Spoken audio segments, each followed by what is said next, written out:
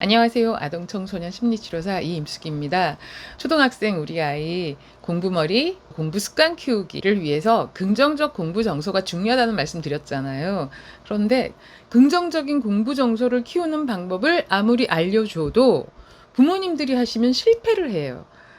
그래서 왜 이걸 실패하게 되는지를 살펴봤더니 이미 아이 마음속에 공부 자체에 대한 부정적인 생각들이 많이 쌓여 있죠. 그리고 그 부정적인 생각들은 엄밀하게 말하면은 상처인 거죠. 자, 그래서 우리가 흔히 공부 상처라는 말을 하게 됩니다. 그런데 이 공부 상처라는 말을 좀 더 자세히 들여다보면 진짜 공부 상처라기보다는요, 숙제 상처가 됩니다. 숙제의 사전적인 의미는 복습이나 예습 따위를 위하여 방과 후에 학생들에게 내어주는 과제라고 되어 있습니다. 그러면 공부는 뭘까요? 공부란 학문이나 기술을 배우고 익히는 거예요. 물론 이 또한 미리 정해서 강요를 하게 된다면 공부가 숙제하고 똑같은 의미가 되어버리겠죠. 숙제는 과제로, 의무로 주어진 거라고 한다면은 공부는 최소한 내가 무엇을 공부하고 싶다. 내가 어떤 기술을 좀 더 잘 익히고 싶다. 어떤 부분을 되게 좀 더 잘하고 싶다. 이런 진짜로 자발적인 목표를 가지고 배우고 익혀야 하는 게 공부라고 생각을 합니다. 그래서 초등학생들의 공부는 실제로 다 들여다보면은 숙제인 것 같아요. 우리 아이가 나는 오늘 수학에서 제곱에 대해서 공부하고 싶어. 이렇게 아이가 스스로 자기 목표를 정하고 공부를 시작하지 않잖아요. 그러면 실제로 우리 아이는 스스로 뭔가를 더 알고 싶고 배우고 싶어서 시작하는 공부로 인한 상처라기보다 의무로 주어진 강요된 숙제에 의한 상처이기 때문에 엄밀하게 말하면 숙제 상처가 우리 아이의 긍정적인 공부 정서를 가로막고 있다. 이렇게 표현하는 게 맞는 것 같습니다. 자, 그러면은요, 도대체 왜 우리 아이는 숙제 상처가 쌓이고 있을까요? 라고 질문을 한다면은요, 이게 말 한마디의 힘이 이렇게 무섭다라는 생각을 또 하게 됩니다. 왜냐하면 숙제를 계속 미루고 있거나 아니면 숙제를 시작은 했지만 집중하지 않고 계속 딴짓하거나 멍 때리고 있거나 이런 모습을 보면 부모님은 답답하니까 너 왜 이렇게 집중을 못하니? 왜 이렇게 산만하니? 왜 알던 걸 또 틀렸니? 왜 기억을 못해? 이런 말을 계속 아이한테 들려주고 있다면 상처를 안 받는 게 이상하지 않을까요? 네. 자, 그럼 우리 아이한테 쌓이는 숙제 상처는 어떤 걸까요? 친구들은 잘 해내는 숙제를 나 혼자 잘 못한다라고 느껴질 때, 계속 엄마가 나의 숙제하는 태도를 가지고 지적을 할 때, 혹은 나름 열심히 해갔지만 선생님이 글씨부터 시작을 해가지고 한두 개 틀린 걸로 나의 실수를 비난하거나 능력을 비하하는 그런 말씀을 하셨을 때, 우리 아이는 좌절하고 열등감에 휩싸이고 그리고 스스로를 부끄럽게 여기는 수치감도 형성이 됩니다. 이 특히 수치감이라는 감정은 만 2세가 되기 전에는 느끼지 못하는 감정인데요. 왜냐하면 나라는 존재, 자아에 대한 인식이 생겨야만 가능한 감정인데요. 이 수치감이 어떻게 형성이 되냐면은 다른 사람이 나라는 존재를 문제가 있다고 여기는구나 라는 것을 느낄 때 발생하는 감정이에요. 결국은 외부의 부정적인 평가로 인해서 생기게 되는 자기 수치감이 됩니다. 굉장히 부정적인 자기 인식을 갖게 되겠죠. 우리 아이 마음속에 이렇게 숙제에 대한 부정적인 심리들이 가득 차 있다면은 오늘 주어진 숙제를 못하는 게 더 당연하다라는 생각이 듭니다. 그래서 우리 아이의 긍정적인 공부 정서를 키우기 위해서 우리가 우선 가장 먼저 해야 될 것은 우리 아이의 숙제로 인한 상처, 숙제 상처를 잘 치유해주고 해소시켜주는 것에 먼저 초점을 맞춰야겠죠. 자, 그러면 숙제 상처를 어떻게 치유하면 좋을까요? 첫 번째로 필요한 건 온전한 휴식과 아무런 부담 없는 즐거움이에요.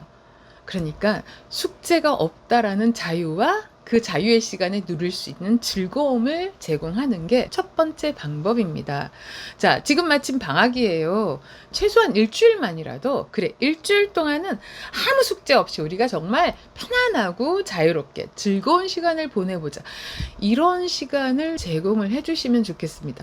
물론 이런 시간을 이미 제공해 주신 분들도 꽤 있으신 거 알아요. 그런데 진짜 그 시간이 휴식과 즐거움으로 가득 찬 시간이 되는가의 문제는 또 다른 문제인 것 같아요. 왜냐하면 제대로 쉬고 제대로 즐거움을 느낄 수 있는 놀이를 위해서도 사실은 되게 섬세한 계획이 필요하거든요. 일단 첫 번째, 환경이 잘 조절이 되어 있어야 됩니다. 쉬자라고 했는데 아이가 무엇부터 하려고 할까요? 당연히 스마트폰 아니면은 컴퓨터 게임이겠죠. 아니면 텔레비전을 보겠다고 하는 거죠. 이렇게 미디어에 노출된 채 자유시간을 가져라 하면은요, 모처럼 계획한 이거는 말짱 꽝이 되는 거죠. 그래서 온전한 휴식과 자유를 위해서는요, 환경 구성을 미리 잘 설정을 해 놓으셔야 돼요. 미디어를 전혀 못하게 하는 게 전 가장 바람직하다고 생각합니다. 왜냐하면 자유로운 심심함 속에서 아이들이 좀 더 창의적인 놀이를 발견하게 되고요. 그렇게 자기가 스스로 생각해낸 놀이 속에서 진정한 즐거움과 휴식을 취할 수가 있기 때문이에요. 완전한 미디어 통제가 어렵다면 시간 제한을 해서 나머지 시간은 잘 쉬면서 즐겁게 놀 수 있는 방법을 함께 연구해보자라고 제안을 하시고, 실제로 그런 방법들을 부모님은 몇 가지는 미리 알고 계셔야 되죠. 제가 쓴 책 중에 하루 10분 엄마놀이라는 책이 있습니다. 그 책에는 종이만 가지고 집안에서 층간소음 없이 재밌게 놀 수 있는 약 50가지의 놀이가 제공이 되어 있어요. 그렇게 뭔가 부모님이 놀이할 줄 아는 기본 준비는 좀 필요하세요. 그래서 우리 아이의 온전한 휴식과 즐거움을 위해서 조금 놀아도 즐겁고 편안하고 뭔가 만족스러운 이런 놀이를 제공해 주시는 시간을 좀 가지시면 좋겠고요. 그 다음에 이제 두 번째 방법은요. 지금의 넌 지금 그대로도 이미 충분해. 너무 훌륭해. 라는 말씀을 전해 주셔야 돼요. 부모님은 우리 아이가 너무 잘 되기를 바라기 때문에 지금보다 더 잘 돼야 되는 뭔가를 항상 제시하시죠. 그래서 수학이 70점이면 우리 조금만 더 노력해서 80점, 90점 받자. 널 할 수 있어. 넌 잘할 수 있어. 이런 말씀을 하시잖아요. 근데 그게 되게 친절하게 격려하는 말로 들리지만 엄밀하게 따지면 나의 70점짜리 점수는 상당히 부족한 거야. 넌 지금의 너로는 안 돼. 지금의 너는 잘못된 거야. 그러니 넌 더 노력해서 80점, 90점, 그리고 100점이 되어야만 해. 지금의 나는 문제가 있다라는 메시지를 전달하고 있어요. 결국 지금의 나는 문제가 많다라는 메시지가 전달이 되면 아이들은 또 지치고 소진이 되고 스스로 괴로워할 수밖에 없게 되는 거죠. 상처가 치유가 되고 난 다음에 뭔가를 좀 더 하게 할 때는 그때는 격려의 말도 당연히 괜찮습니다. 하지만 상처가 더 큰 아이에게는 평가의 의미로 아이한테 전달하지 마시고요. 지금 우리 아이 자체, 존재의 의미로 우리 아이의 소중함을 전달해 주시는 게 전 너무 중요한 것 같아요. 그래서 지금의 너는 이미 충분해. 너가 지금 얼마나 훌륭한 점이 많은데 라고 하면서 지금 우리 아이가 숙제하는 태도에서 잘하고 있는 점, 아이가 힘듦에도 불구하고 노력하고 있는 점, 이렇게 힘든데도 끝까지 하려고 애를 쓰는구나. 아이고, 그래. 너가 얼마나 노력하는지 엄마가 다 알고 있어. 라는 말을 전해줘야만 상처가 치유가 되고 조금씩 힘이 회복이 되면서 지금 나보다 좀 더 나은 내가 되고 싶다라는 정말로 자기의 바람에 의한 행동 변화가 생길 수 있다. 이것도 좀 기억을 해주시고요.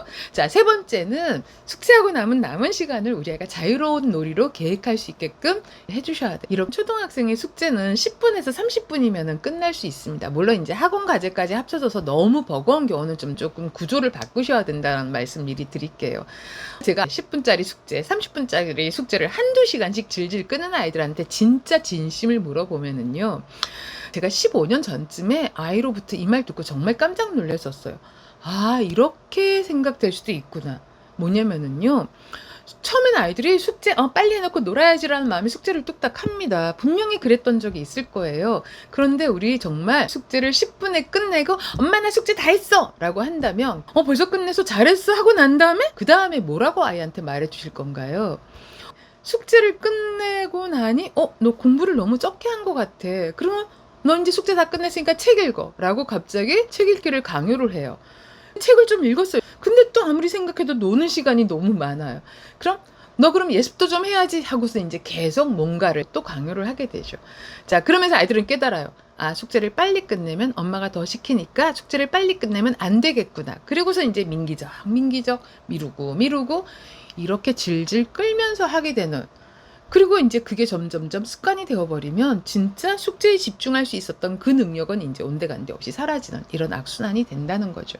그래서 저는 오늘 숙제는 몇 분이면 끝낼 수 있을 것 같아? 라고 아이한테 물어봅니다. 그럼 아이가 대강 이제 숙제 양을 한번 가늠을 해봐요. 그래서 엄마 한 20분? 좋아. 20분. 자, 20분 끝나고 나서도 뭐 하고 싶니? 자, 그래서 아이가 미리 자신의 숙제 계획과 놀이 계획을 미리 세워요. 물론 숙제는 20분이지만 놀이는 2시간이 되겠죠? 저 근데 이 놀이를 아무것도 안 하는 시간이라고 생각하는 시각 때문에 아이의 놀이를 자꾸 무시하게 되시는데요. 놀이 속에서 아이는 인지 발달, 정서 발달, 사회성 발달이 다 일어나게 됩니다. 제가 그래서 놀이에 대한 의미는, 그리고 놀면서 공부하는, 공부하면서 놀 수 있는 이런 방법은 제가 계속 다음 영상에서 만들 거예요. 그래서 중요한 거는 오늘의 숙제를 몇 분 정도면 끝낼 수 있는지 아이가 스스로 평가해 보게 하고요. 너 숙제 다 끝나고 나면 뭐하고 놀고 싶니? 라고 해서 아이가 자신의 놀이 계획을 미리 설정을 하는 거죠. 이때 게임 같은 거, 유튜브 보는 시간은 보통 제한을 두고 계시잖아요. 부모님은 그 제한을 지키면서 아이가 놀이 계획을 세우는지만 도와주시면 되는 거예요. 자, 우리 아이 숙제 상처를 잘 치유하고 해소하기 위해서, 자, 첫 번째, 우리 아이는 상처 치유를 위한 온전한 휴식이 필요해요. 두 번째는 지금 우리 아이는 있는 그대로, 존재 의미 그대로 너는 이미 너무 충분하고 훌륭하고 엄마 아빠한테 가장 소중한 아이야 라는 말을 전달해 주셔야 돼요. 그 다음에 숙제하고 남은 시간을 우리 아이가 자유로운 놀이로 계획할 수 있게끔 도와주시고, 그 계획을 잘 수행만 한다면은 만족감도 얻으면서 자신감, 자기 효능감이 회복이 되어서 그 다음 거를 좀 더 해내겠다는 의지와 의욕이 올라갈 수 있다. 이렇게 좀 기억을 해주시면서요. 현재 우리 초등학생 아이는요, 숙제 상처로 인해서 진짜 공부는 제대로 시작해보지도 못했다. 그러니 숙제 상처를 치유해주고 숙제를 거뜬히 하는 아이로 키우면서 진짜 자기가 하고 싶은 공부를 스스로 계획하고 목표를 세워서 잘 해낼 수 있는 그런 아이로 성장할 수 있도록 잘 도와주시기 바랍니다. 네, 오늘 영상 도움되셨다면 구독하기, 좋아요, 알람도 해놓으시면 또 열심히 올리도록 하겠습니다. 네, 감사합니다.